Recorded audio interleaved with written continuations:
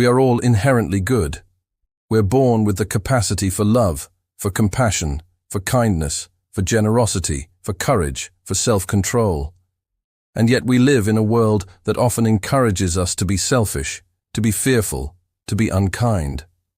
One of the things that has struck me most about being at a university is how many students come in with the sense that they're basically good people, decent people, but they have this nagging worry that maybe they're not good enough.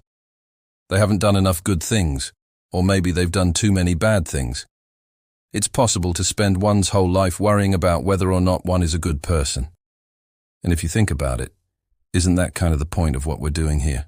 Isn't the point of our being alive on this earth to become good?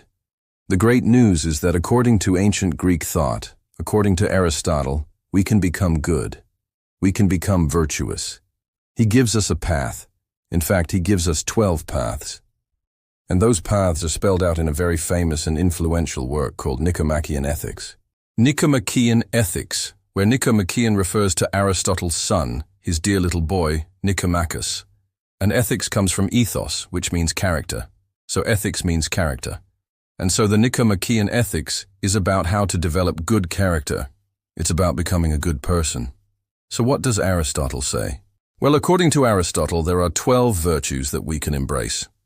And I'd like to go through them with you now. But first, if you're enjoying this content, if you like what I'm doing, please do consider subscribing.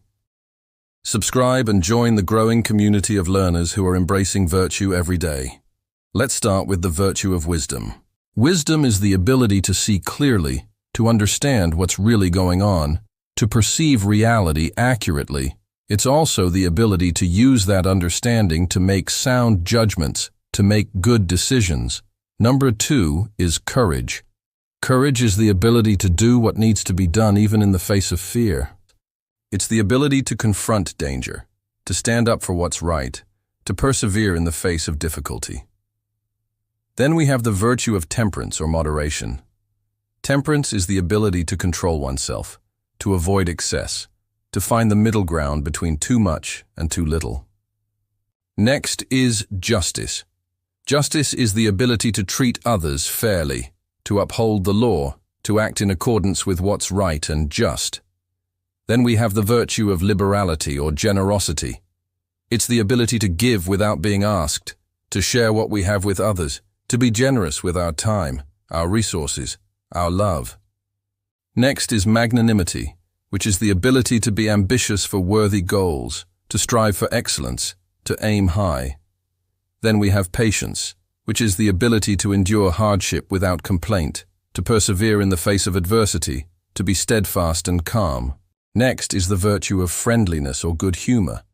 It's the ability to be pleasant and sociable, to get along with others, to be cheerful and optimistic. Then we have the virtue of modesty or humility. It's the ability to be aware of our own limitations, to be humble before others, to be unassuming. Next is the virtue of self-discipline. Self-discipline is the ability to control our thoughts, our emotions, our actions. It's the ability to resist temptation, to stay focused on what's important. Then we have the virtue of determination or persistence. It's the ability to stick with something until it's finished, to see things through to the end, to be resolute.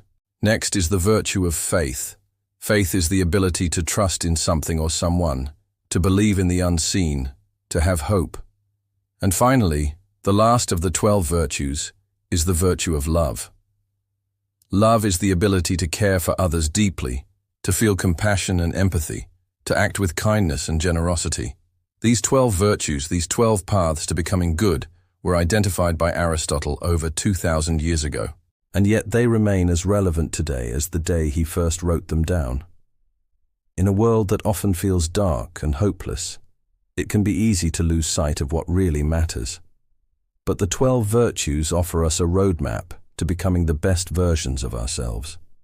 By embracing these virtues, we can find meaning and purpose in our lives, no matter how challenging the circumstances may be. I'm here to help you learn to think like a philosopher,